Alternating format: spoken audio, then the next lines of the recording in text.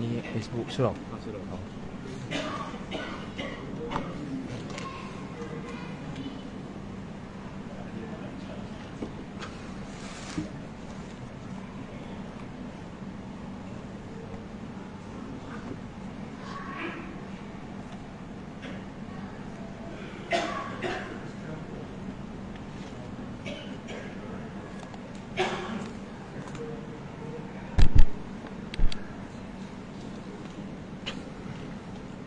Assalamualaikum warahmatullahi wabarakatuh.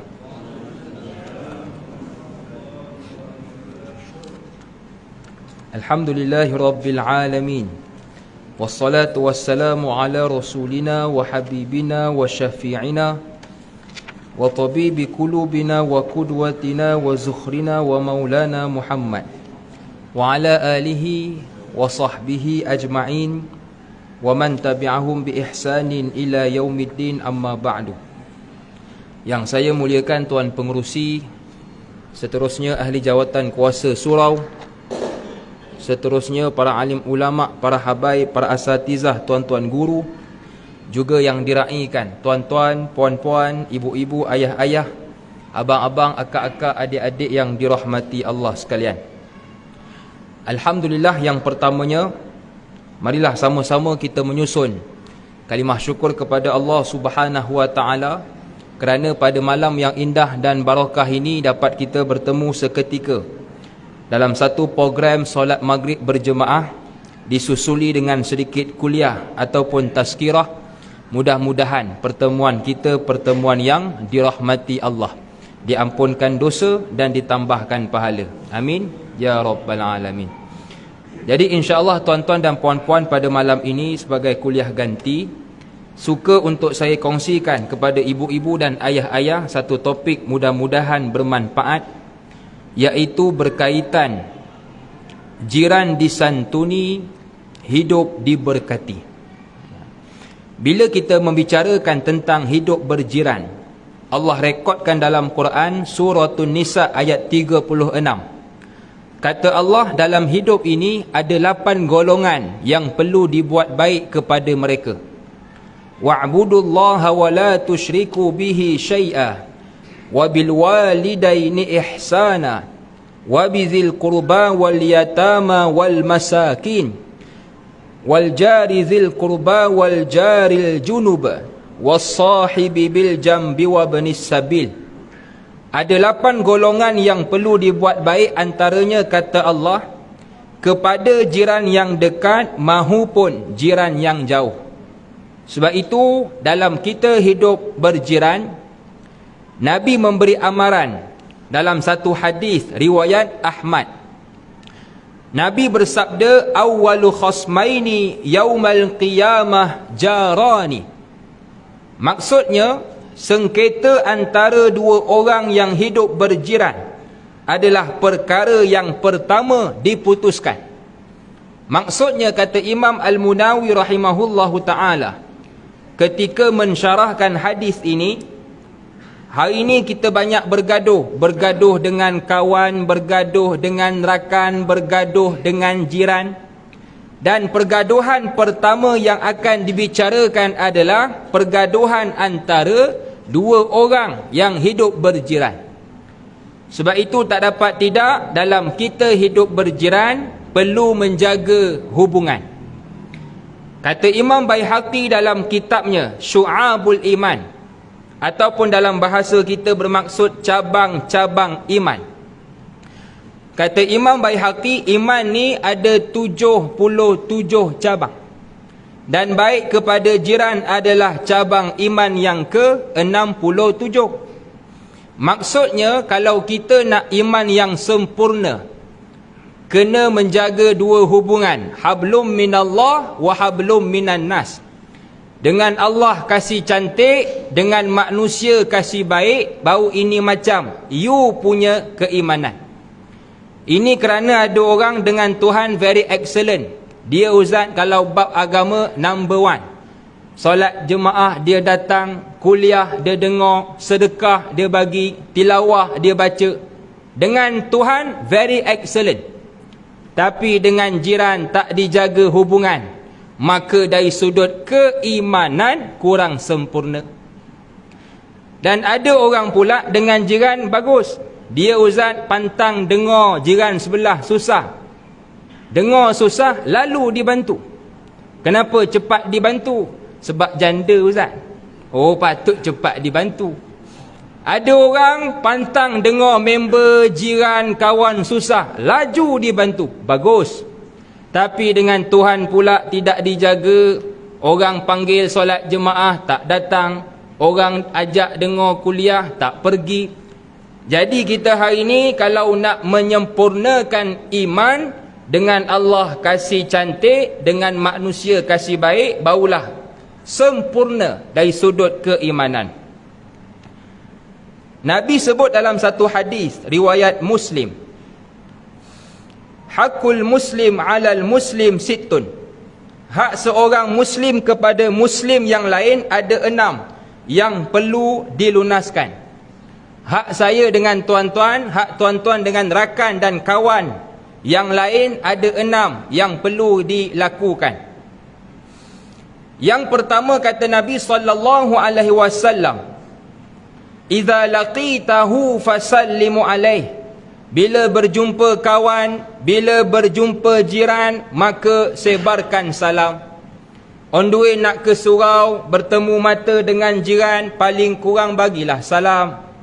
Assalamualaikum Din. Waalaikumsalam Mat. Lama tak jumpa. Apa pula lama? Baru petang tadi mengopi. Oh, minta maaf lah, aku ni makin tua makin lupa. Jadi paling kurang bagi salam. Assalamualaikum senah. Waalaikumsalam nak. Minta maaf lah tak ada nak membawang petang ni. Aku nak tengok drama TV3. Kita sambung esok pagilah. Jadi paling kurang bagi salam. Kerana salam mengandungi doa sejahtera dunia dan sejahtera akhirat. Maka disebabkan itulah dalam agama, bila mana orang memberi salam, dianjurkan kita menjawab semula salam. Kerana orang dah doa baik ke kamu, kamu pun kena doakan kebaikan semula kepada orang. Maka lepas ni jumpa mana-mana orang Islam, kenal mahupun tidak, bagilah salam. Baru ni Ustaz, makcik dah bagi salam dah, demo ni tak jawab. Makcik bagi salam ke siapa makcik? Ahli kubur Ustaz. Oh, memang tak dijawab lah. Kalau dijawab kita pula yang terkubur, Cik Nap. Maka lepas ni jumpa jiran, jumpa kawan, tak ada nak menyembang, paling kurang bagi salam. Yang kedua kata Nabi SAW, wa iza da'aka fa'ajibhu. Bila ada jemputan, maka raikan. Hujung minggu ni Ustaz, saya ada banyak jemputan daripada jiran dan daripada luar kawasan. Manakah yang perlu diutamakan? Kata para alim ulama, bila ada jemputan, kenduri kendara, rumah terbuka, maka yang pertama dan utama, raikan dahulu jiran kita. Di atas hujah paling kuat, bila mana kita meninggal dunia, orang yang paling dekat dan paling awal boleh menguruskan jenazah kita adalah jiran. Adapun adik-beradik ahli keluarga yang kadang-kadang duduk jauh di sana, mungkin luar daripada Selangor, Ipoh ke, Muar dan sebagainya, datang juga tapi takut lambat. Minta maaf lah Tun, kalau ikutkan jam 8 pagi dah boleh sampai, tapi tengok balik ke West, tengok-tengok 2 petang baru boleh sampai. Ada kemalangan teruk di highway, minta maaf tak dan nak menguruskan jenazah anak kamu. Maka tak dapat tidak, orang yang paling awal dan paling dekat boleh menguruskan jenazah keluarga kita adalah jiran tetangga. Maka lepas ni kalau ada jemputan kenduri kendara, rumah terbuka, raikan jiran, kemudian kamu nak keluar kawasan, dipersilakan. Yang ketiga kata Nabi SAW, wa idza stansahaka fansah lahu. Kalau nampak jiran kamu perlu diberi teguran, maka bagilah teguran. Menengok ke jiran saya Ustaz, makin lama makin tak betul, pakai baju tak pakai seluar. Maka tegurlah dia. Mat, kamu dah tua, umur sebaya dengan aku, Mat. Kang apa pula kata orang muda, tua-tua bangka pakai seluar pendek nampak lutut. Aku pakai dalam kawasan rumah, bukan luar kawasan rumah. Yalah Mat, memanglah kawasan rumah kamu, tapi terdedah orang luar nampak. Kalau kamu nak pakai seluar pendek, tak pakai seluar ke dalam rumah, bilik air tak apalah, bilik tidur tak apalah. Ini luar rumah, walaupun kawasan rumah kamu, orang boleh nampak. Pakailah seluar panjang, Mat, kita dah tua dah 68. Kalau 18 boleh kira lagi lah. Ini pun dah berkedut sampai ke lutut, ada hati nak menunjuk ke orang. Maka tegur. Dan kita bila orang tegur, jangan pula melenting. Engkau nak tegur aku, Tok Imam tak tegur, engkau nak tegur. Jangan kita marah ke dia pula. Sebab itu kata Saidina Ali, dalam kaedah kita nak menerima teguran, bagaimana kata Saidina Ali?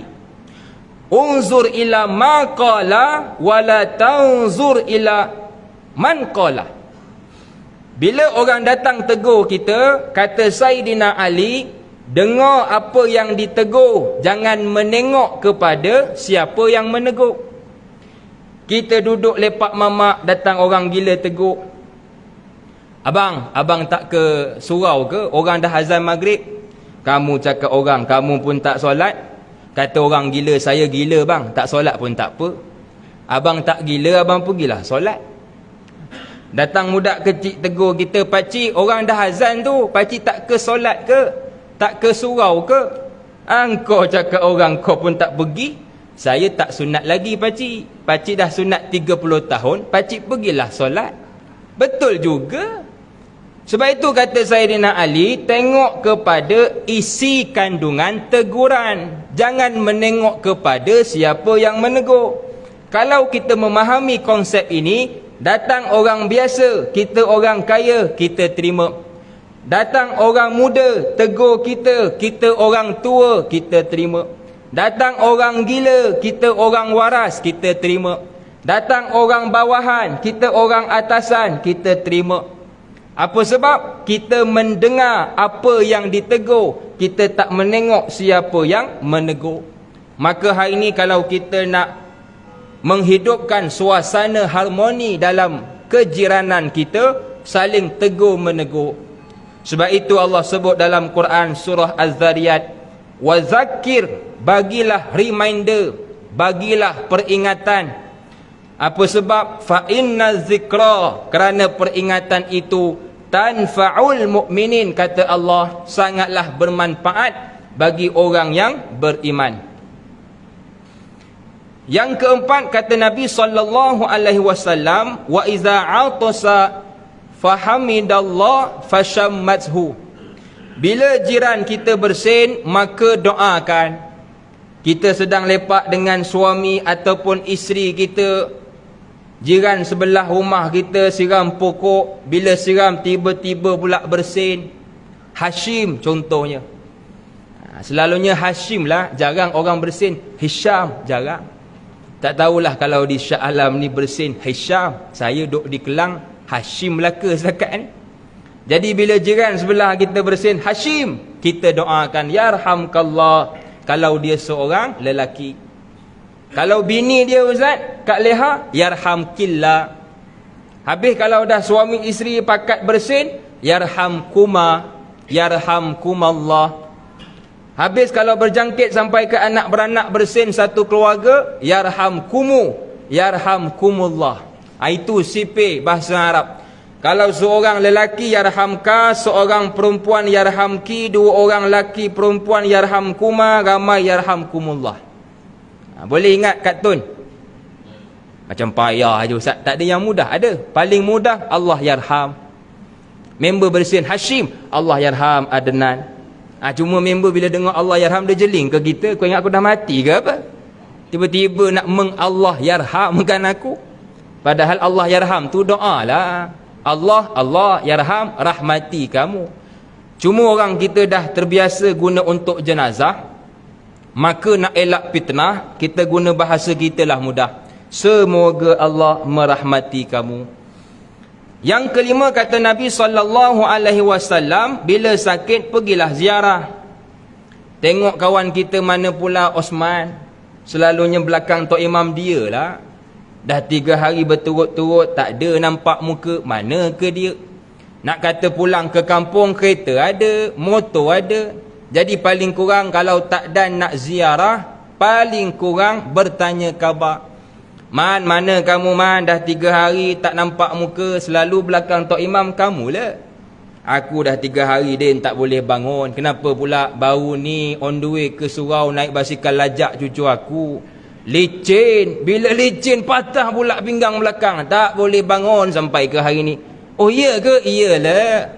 Jadi kita paling kurang bila bertanya khabar, kawan kita suka datang ke surau. Kenapa engkau suka berkawan dengan geng surau? Sebab geng surau ni bagus. Baru ni aku sakit terlantar atas tilam, tak boleh bangun seminggu. Yang tanya khabar, yang datang ziarah, geng surau. Geng yang lepak mamak 24 jam, daripada pagi sampai ke petang, yang paling rapat dengan aku, jangankan ziarah, call tanya khabar pun tak pernah. Tapi orang surau bagus. Dia tengok aku tak datang, dia tanya khabar, dia hantar hadiah, aku cukup suka datang ke surau. Maka hari ni kalau kita datang ziarah, orang suka, orang gembira. Lagi-lagi kalau kita yang geng masjid, geng surau, bagi bantuan, ucap takziah, doakan dan sebagainya, lagilah gembira di hati mereka yang sedang sakit. Jadi kata Nabi, kalau ada masa, pergilah ziarah. Yang keenam kata Nabi SAW, wa iza mata fattabi'hu. Bila meninggal, maka kata Nabi, ikutlah ke kubur, uruskan jenazah mereka. Kalau kita dengar jiran kita meninggal dunia, maka luangkan masa urus jenazah mereka.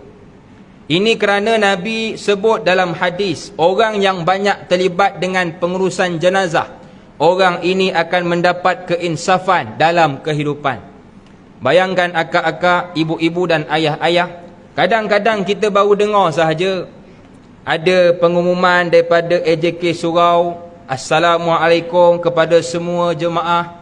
Sedikit makluman, kawan kita Taib bin Mahmud sudah pergi meninggalkan kita. Ayuh sama-sama kita sedekahkan Al-Fatihah dan ke rumah arwah untuk bacakan Yasin. Kita baru dengar, Allah tak ada dah Taib, baru pagi tadi membawang, dah tak ada petang. Jadi baru dengar, menjadikan kita lupa seketika dunia, ingat sebentar akhirat. Pergi pula ke rumah arwah, baca Yasin depan arwah. Allah Taib, dulu sama-sama kita tadarus bulan Ramadan.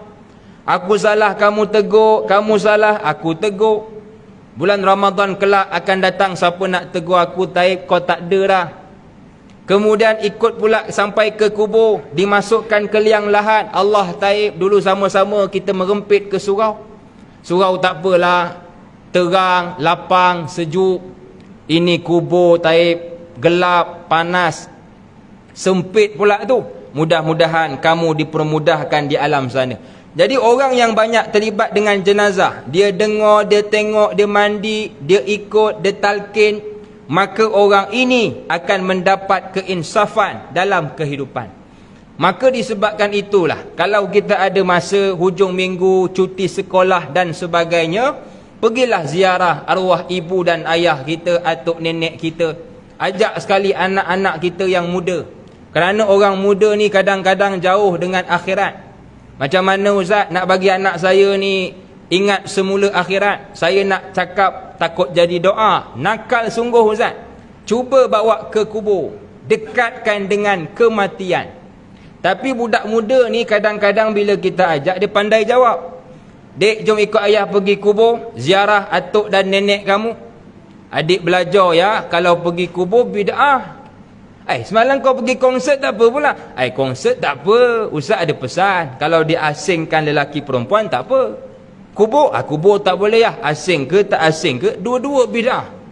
Jadi ramai anak muda pergi ke konsert, tak ramai pergi ke kubur. Bila lebih kepada konsert, lebih dunia, lupa akhirat. Maka kita hari ini ada masa pergilah ziarah kubur adik-beradik keluarga kita untuk kita menjentik keinsafan dalam kehidupan. Imam Syaukani dalam kitab Fathul Qadir menukilkan beberapa pendapat tentang maksud kepada jiran. Jiran ni ada beberapa maksud.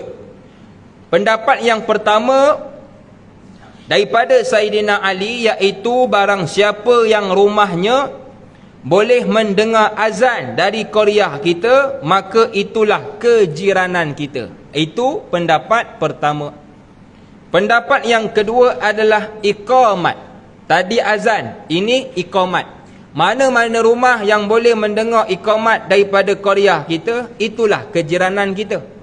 Dan pendapat yang ketiga, pendapat paling masyhur adalah jiran barang siapa yang rumahnya dalam radius, dalam circle, dalam lingkungan 40 depan, 40 belakang, 40 kanan dan 40 kiri. Di zaman moden pada hari ini, 40 ke atas, 40 ke bawah. Maka itulah kejiranan yang ada hak untuk dilunaskan. Cuma bila kita hidup di negara Malaysia yang masyarakatnya pelbagai bangsa juga agama, adakah golongan yang non-Muslim perlu diraikan?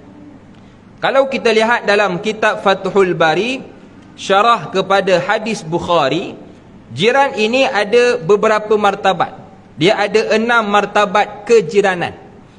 Yang pertama, jiran yang dekat dengan pintu rumah kita dan Islam. Kita buka pintu rumah kita, nampak pintu rumah dia dan dia Islam, dia adalah jiran yang pertama dan utama untuk diraikan. Kalau dia buat kenduri, rumah terbuka, ada nombor 1. Sebab paling dekat dan Islam. Yang kedua adalah jiran yang ada hubungan saudara mara. Macam taman saya, Ustaz, ada seorang saudara belah bapa. Minggu depan dia buat kenduri, maka dia nombor 2 yang perlu diutama, kerana ada hubungan saudara mara. Yang ketiga adalah orang alim. Orang alim di sini bukan hanya bermaksud ustaz. Maksudnya orang yang pakar dalam bidang masing-masing. Di taman kami, Ustaz, ada seorang Dr. Adnan. Dia ni ada klinik di hujung taman. Dia ni memang pakar dalam bab kesihatan. Maka kalau Dr. Adnan dia buat kenduri kendara, rumah terbuka, dia orang yang ketiga perlu diutama, kerana orang yang alim dalam bab kesihatan. Di taman kami, Ustaz, ada seorang namanya Pak Abu. Dia ada mekanik, dia ada bengkel, dia pakar baiki kereta.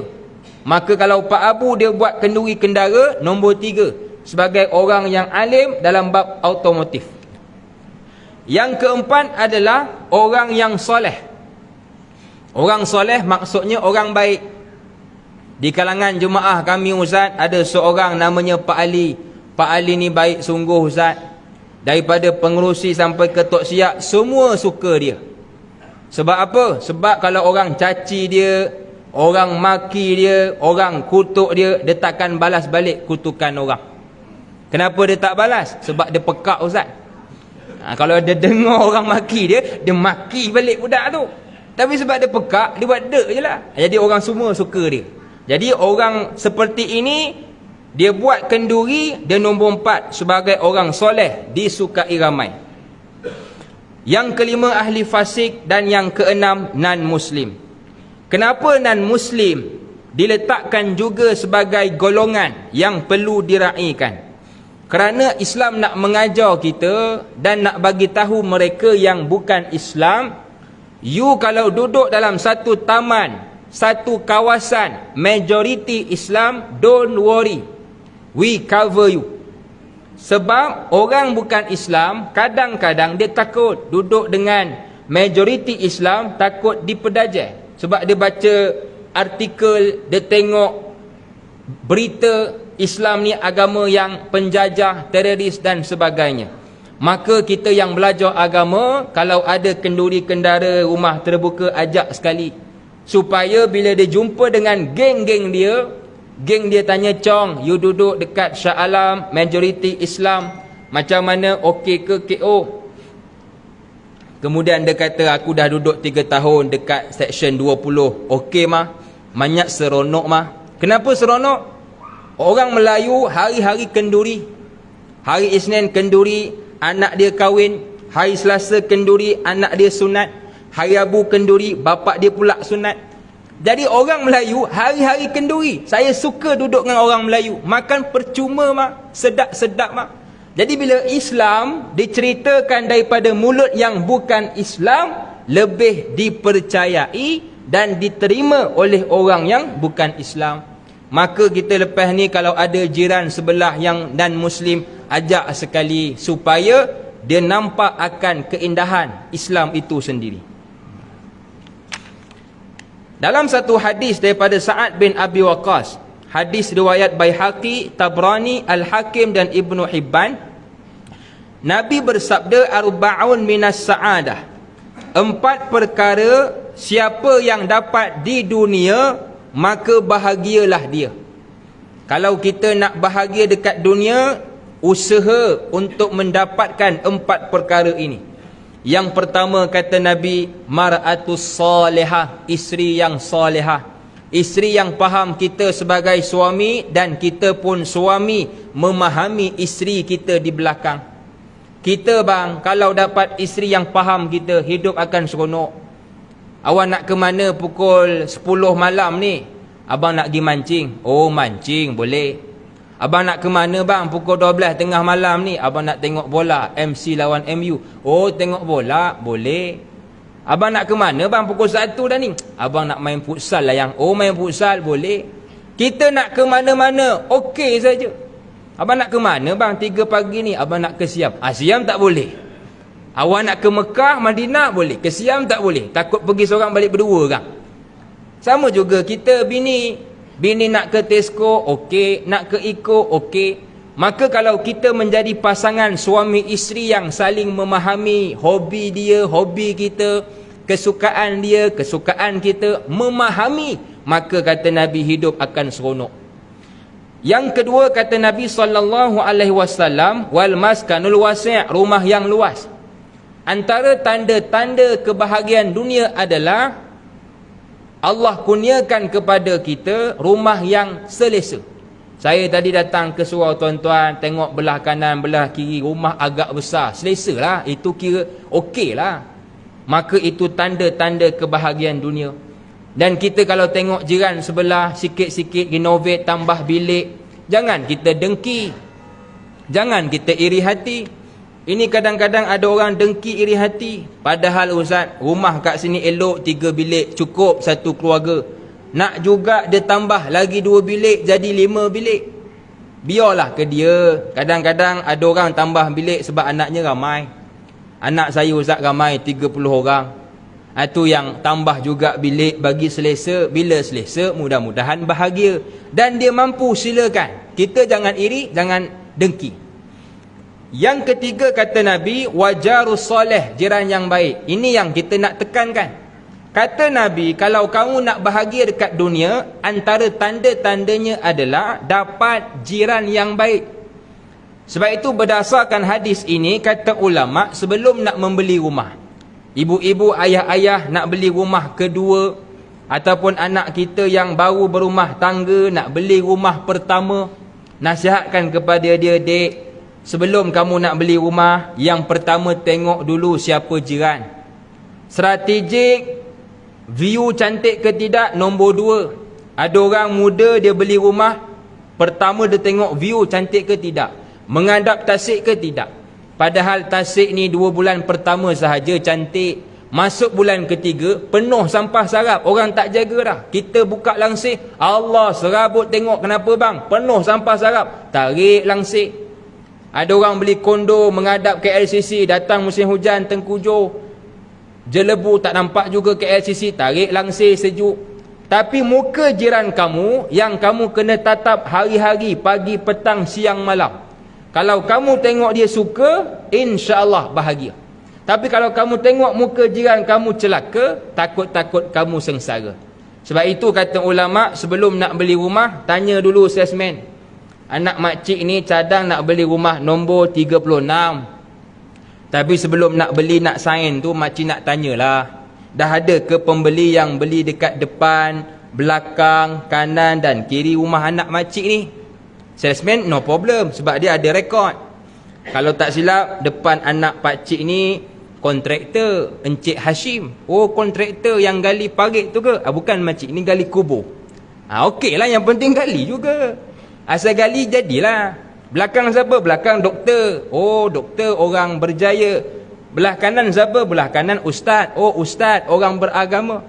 Maka kalau kita kenal siapa jiran kita, depan kontraktor orang kaya, belakang doktor orang berjaya, belah kanan ustaz orang beragama, maka hidup, kata Nabi, akan seronok. Maka hari ini kalau kita nak hidup seronok, jadilah jiran yang baik sesama kita. Yang keempat, kata Nabi SAW, wal markabul hani, iaitu kenderaan yang selesa. Kalau menengok jiran kita bawa balik kereta besar, kereta mewah, jangan kita dengki, jangan kita buat-buat cerita. Dia tu beli kereta ustaz, padahal kereta dah ada 2 buah di rumah, nak juga beli yang ketiga. Biarlah dia, kalau dia mampu silakan, bukan dia guna duit kita. Ada orang, dia beli kereta mewah, bukan nak menunjuk. Saya ustaz beli kereta mewah, bukan nak menunjuk. Tapi kalau saya tekan kereta biasa ustaz, datang gaut. Tapi kalau tekan BMW Mercedes, hilang pula gaut. Tu yang beli juga Mercedes walaupun mahal. Dan dia mampu, silakan. Ada orang kaya tapi dia tak beli. Saya ustaz, kalau nak tahu kedai depan tu, kedai makan tu yang ramai orang, saya dah tokek. Kalau ikutkan nak beli Mercedes ke apa ke, celah gigi ustaz. Tapi sebab tak tukar kereta kancil sampai hari ni, apa sebab? Kerana saya ni sebelum nak start kereta kancil, cucu dah terkekek-kekek suka benar naik kancil. Itu yang tak bertukar kancil daripada zaman Jepun tu. Sebab apa? Cucu suka naik kancil. Maka kita hari ni ada yang mampu, silakan. Yang tak mampu, usahakan. Yang penting selesa. Bila selesa, kata Nabi, hidup akan bahagia. Maka tuan-tuan dan puan-puan yang saya kasihi sekalian, bila kita membicarakan tentang hidup berjiran, sudah pastilah kita nak kejiranan kita harmoni. Kita nak kejiranan kita aman, damai sentiasa. Maka apakah budaya ataupun perkara yang boleh kita bina supaya kejiranan kita sentiasa harmoni, aman dan damai? Yang pertama, barangkali boleh kita lakukan satu budaya, iaitu ziarah menziarahi. Ini kerana Nabi sebut dalam satu hadis sahih, Nabi cerita satu hari ada seorang lelaki nak pergi berjumpa dengan seorang saudaranya. Maka Allah hantar satu malaikat menyamar sebagai manusia, bertanya kepada lelaki ini, kamu nak ke mana tuan? Saya nak ke rumah saudara.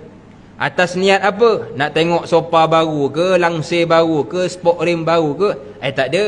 Datang semata-mata nak bagi erat hubungan saudara mara kerana Allah.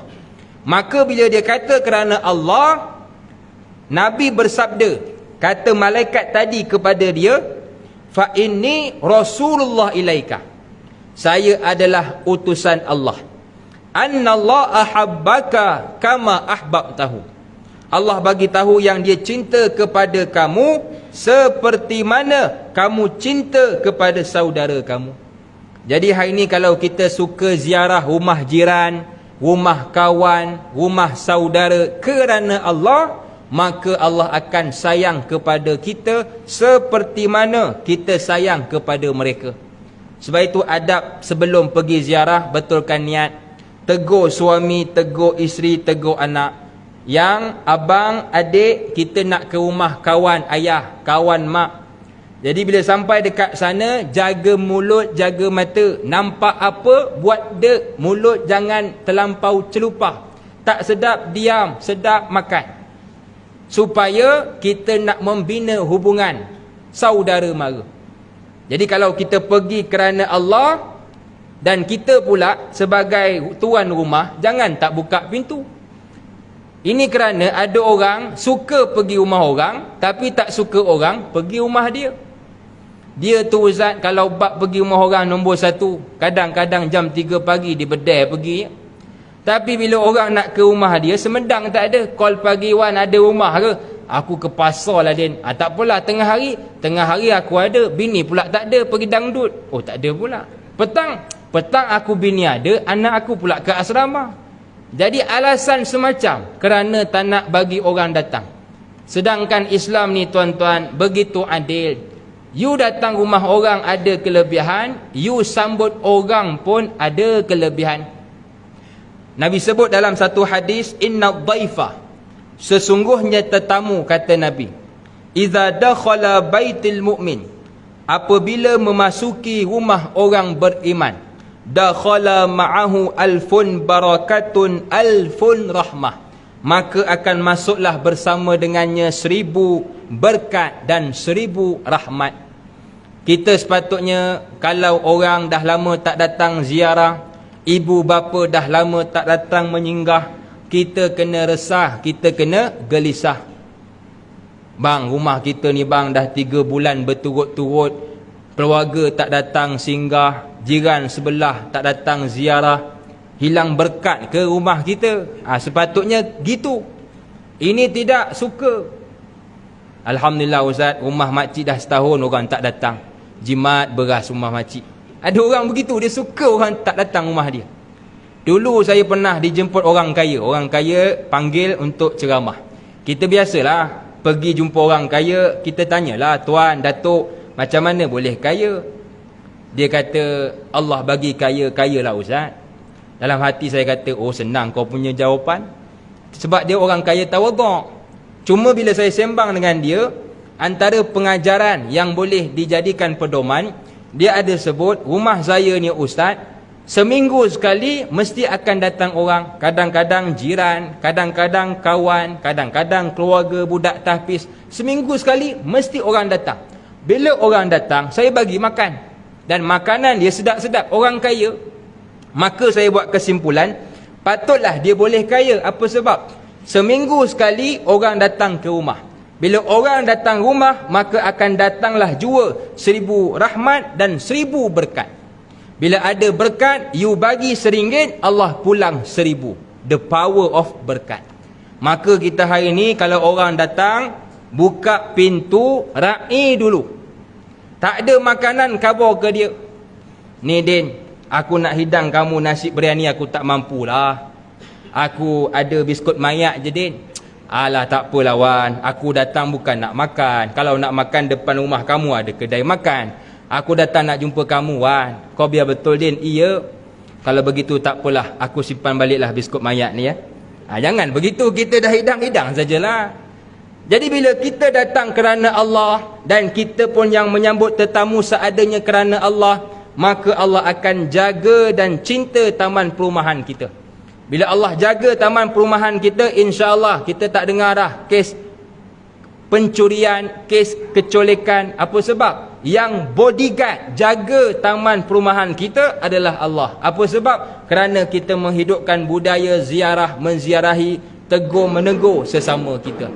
Maka ayuh tuan-tuan dan puan-puan, jom kita bina keharmonian dalam kejiranan. Bagaimana? Dengan kita menghidupkan budaya ziarah menziarahi. Janganlah kita menjadi jiran derhaka. Apa tanda jiran derhaka? Sesama dia tinggi suara. Apa tanda jiran derhaka? Sesama dia tidak menyapa. Apa tanda jiran derhaka? Pada Allah dimurka, pada manusia dibangga. Wallahu a'lam. Jadi mudah-mudahan apa yang baik marilah sama-sama kita amalkan, yang tak baik sama-samalah kita tinggalkan. Wallahu a'lam. Assalamualaikum warahmatullahi wabarakatuh.